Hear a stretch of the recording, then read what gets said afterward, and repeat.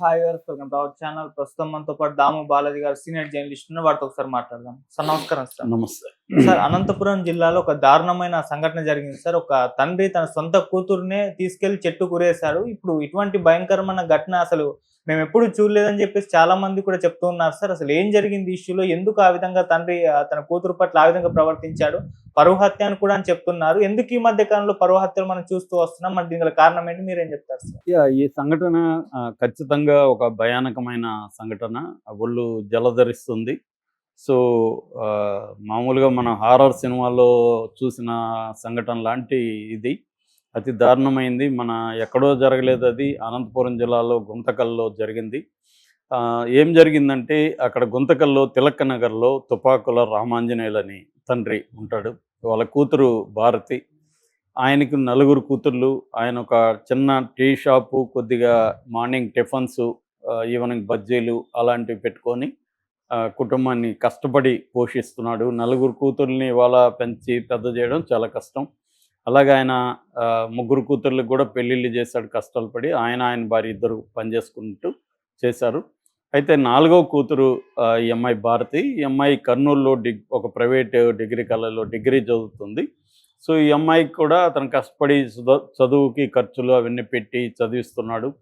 So, అలాగా వాళ్ళిద్దరూ భార్యాభర్త కష్టపడి నలుగురు కూతుర్ని పెంచారు. ఈ భారతి ఏం చేసిందంటే ఒక 5 ఏళ్లకు ముందు వాళ్ళ ఇంటి దగ్గరలో ఉన్న ఒక కుర్రవాడిని లవ్ చేసింది. వాళ్ళది వేరే కులం. ఈ అమ్మాయిది వేరే కులం.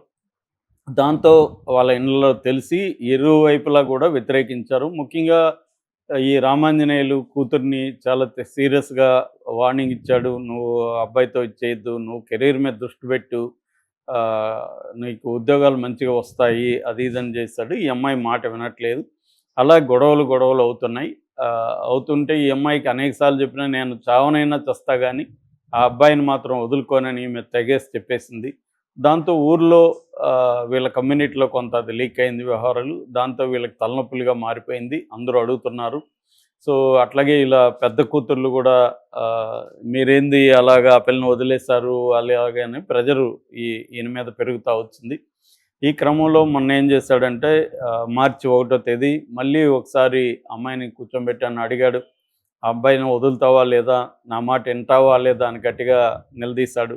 ఆ అమ్మాయి కూడా అంతే పిడివాదంగా, "నేను నీ మాట వినను, చావడానికైనా రెడీ గాని ఆ అబ్బాయిని నేను వదులుకోను, నాకు అబ్బాయి కావాలి" అనేది ఆ అమ్మాయి హఠంగా కూర్చుంది. దాంతో ఇతను ఏం చేశాడంటే అమ్మాయిని స్కూటర్ ఎక్కించుకున్నాడు. తాడు ముందే ప్లాన్ చేసుకున్నాడు. ఈ అమ్మాయిని చెట్టుకు ఉరిదీసి చంపాలని ప్లాను మైండ్‌లోకి వచ్చింది. దాంతో ఒక తాడు తీసుకున్నాడు. స్కూటర్‌లో పెట్టుకున్నాడు. ఈ అమ్మాయిని కూడా స్కూటర్ ఎక్కమన్నాడు. ఈ అమ్మాయికి కూడా అర్థమైంది కానీ, ఈ అమ్మాయి కూడా పిడివాదంగా ఉంది కాబట్టి కూర్చునింది. సో, స్కూటర్‌లో ఒక 5 కిలోమీటర్ల దూరంలో ఉండే కసాపురం అనే ఒక గ్రామం శివారులకు తీసుకెళ్ళాడు. అక్కడ జనసంచారం లేని ఒక ప్లేస్‌కెళ్ళి అక్కడ ఒక పెద్ద చెట్టు ఉంటే ఆ చెట్టుకి తాడు కట్టాడు పైకెక్కి. కట్టి కింద ఆహ్, ఉరి దీన్ని రెడీ చేశాడు. అప్పుడు కూడా అడిగాడు. ఫైనల్‌గా అడుగుతున్నాను. "నువ్వు ఆ అబ్బాయిని వదులుకుంటావా? నా మాట వింటావా?" అంటే, "నేను వినను. ఆ అబ్బాయిని వదులుకోనని" ఈ అమ్మాయి పిడివాదంగా చెప్పింది. దాంతో ఆ అమ్మాయిని కాళ్ళు పట్టుకొని పైకి లేపాడు. ఆ అమ్మాయి కూడా తనే వేసుకునింది. ఆహ్, అప్పుడు కూడా వదిలే ముందు కూడా అడిగాడు ఫైనల్‌గా, "ఇప్పుడైనా నా మాట వింటావా? లేదా చెప్పు" అన్నాడు. "నేను వినననింది ఆ అమ్మాయి." దాంతో అలాగే వదిలేసి ఇతను వెనక్కి చూడకుండా వచ్చేసాడు. కాసేపు తర్వాత వెనక్కి చూస్తే ఆ అమ్మాయి వేలాడుతుంది శవం. వెనక్కొచ్చి ఆ అమ్మాయి శవాన్ని దించాడు. దించి స్కూటర్‌లో ఉండే పెట్రోల్‌ని బయటికి తీశాడు. ఆ పెట్రోల్‌ని ఆ శవం మీద పోసి ఆ అమ్మాయిని తగలబెట్టాడు. తగలబెట్టి స్కూటర్ తీసుకొని ఇంటికొచ్చేశాడు. ఇంట్లో భార్యకి చెప్పాడు ఇలాగ చంపేశానని.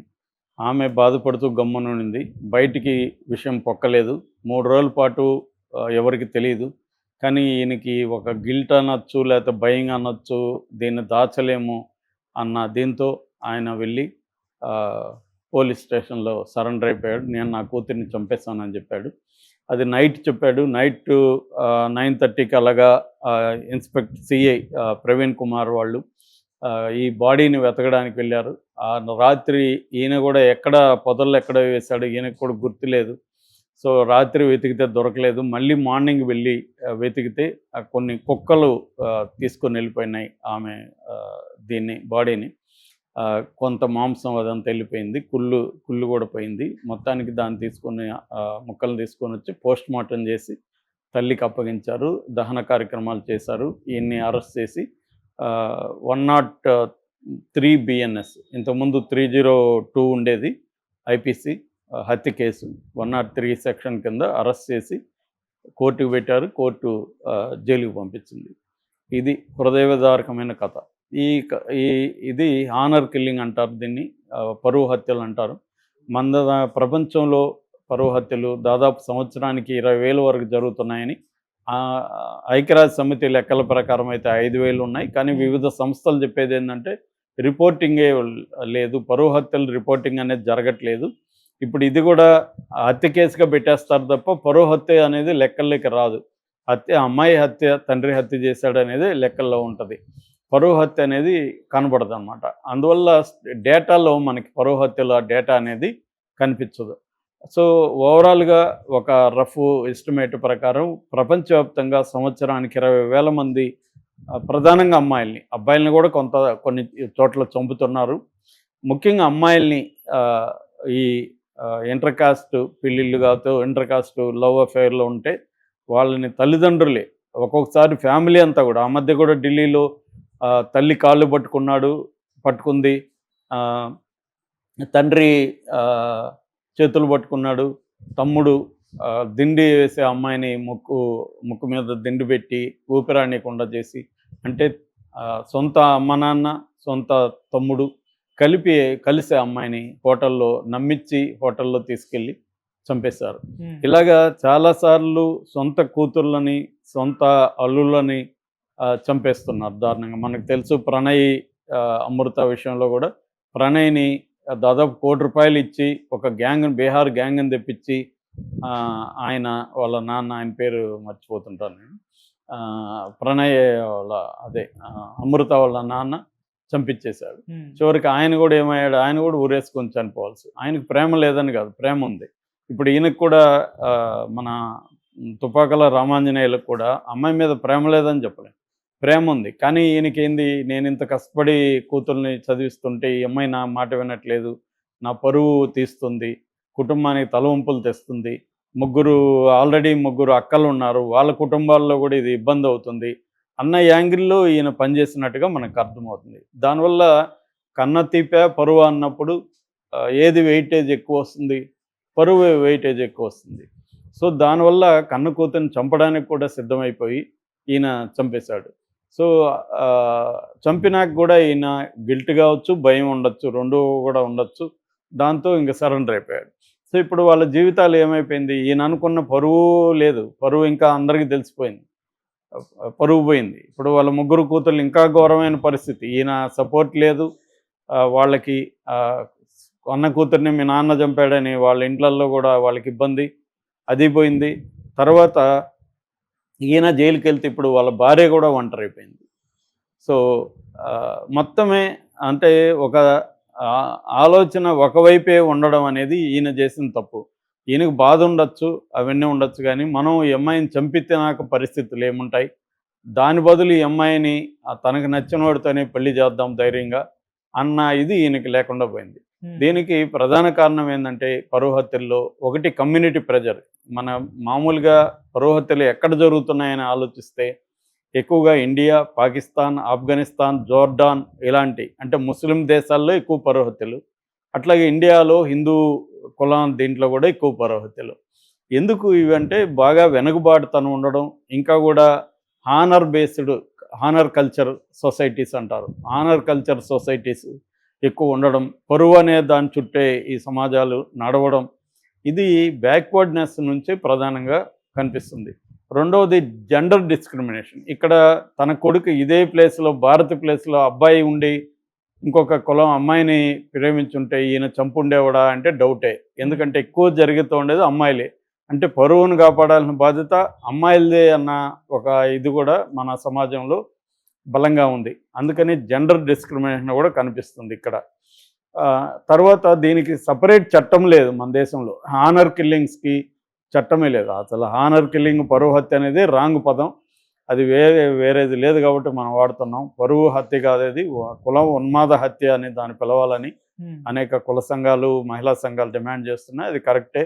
కుల ఉన్మాద హత్య ఇది. ఈ కుల ఇప్పుడు ఈక్వల్ కులం అంటే ఈయన పట్టించుకునేవాడు కాదు.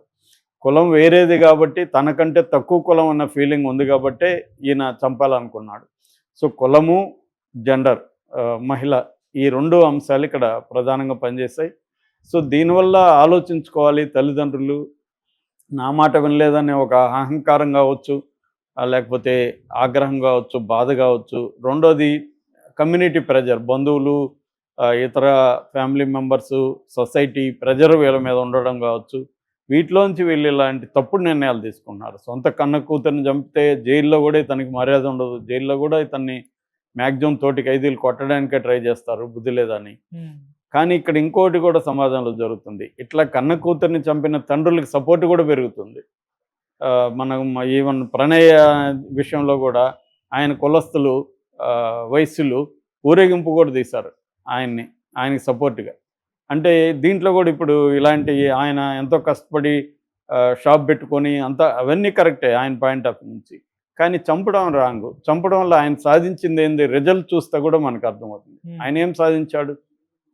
పక్కనోడికి ఎవడికో ఫేస్బుక్లో పెట్టచ్చు, భలే గొప్పోడు ఆయన కూతుర్ని చంపావు, కరెక్ట్గా చంపావు, ఆ పిల్లకి అదే కావాలని వీడు పెట్టచ్చు. వీడిది పోయేదేముంది? కానీ ఆయన కుటుంబం, ఆయన ఫ్యామిలీ, వాళ్ళ 3 కూతుర్ల లైఫ్ అంతా ఏమైంది? దీని నుంచి అన్నా బుద్ధి తెచ్చుకోవాలి తల్లిదండ్రులు. వాళ్ళు ఒక ఇదైనాక అదేదో బిడ్డల్ని కంటాం కానీ వాళ్ళ తలరాతల్ని కంటామన్న సామెత ఉంది, పాత సామెత. అలాగా వాళ్ళ తలరాత, అమ్మాయి ఇష్టం వచ్చినట్టు ప్రేమించింది, ఓకే వదిలేద్దాం అనుకొని ఉంటే అదే అమ్మాయి ఆ అమ్మాయి వైపు నుంచి చూసినప్పుడు ఆ అమ్మాయి కూడా అంత పిడివాదంగా ఉండడం కరెక్ట్ కాదు. అంటే తల్లిదండ్రులు ఎలా ఆలోచిస్తున్నారో చూసుకోవాలి తప్ప, నేను చచ్చిపోతాను అనేది ఇది సినిమాటిక్గా ఉంది తప్ప ఆ అమ్మాయి ప్రాక్టికల్గా లేదు. ఈ అబ్బాయి ఒకవేళ పెళ్లి చేసుకున్నా కూడా గొడవలు వచ్చి విడిపోయే కేసులు కూడా పెరుగుతున్నాయి. సో అమ్మాయి ఆలోచించుకోవాలి, మనం చనిపోవడం ముఖ్యమా, బతకడం ముఖ్యమా అని. అది వదిలేసి ఆ అమ్మాయి కూడా ఒక పిడివాదంతో తండ్రిని తెలిసి కూడా తండ్రి ఇట్లా ఉన్నాడని ఓపిక ఉండి కొంత ఉద్యోగం వచ్చి బయటికి వెళ్ళి ఆ ఓపిక ఆ అమ్మాయికి కూడా కనబడలేదు. మరి ఆ అమ్మాయిని ప్రభావితం చేసిన అంశాలు ఏందనేది మనకు తెలియదు. ఏదేమైనా ఇది అత్యంత దురదృష్టకరమైన సంఘటన. Okay sir, thank you so much.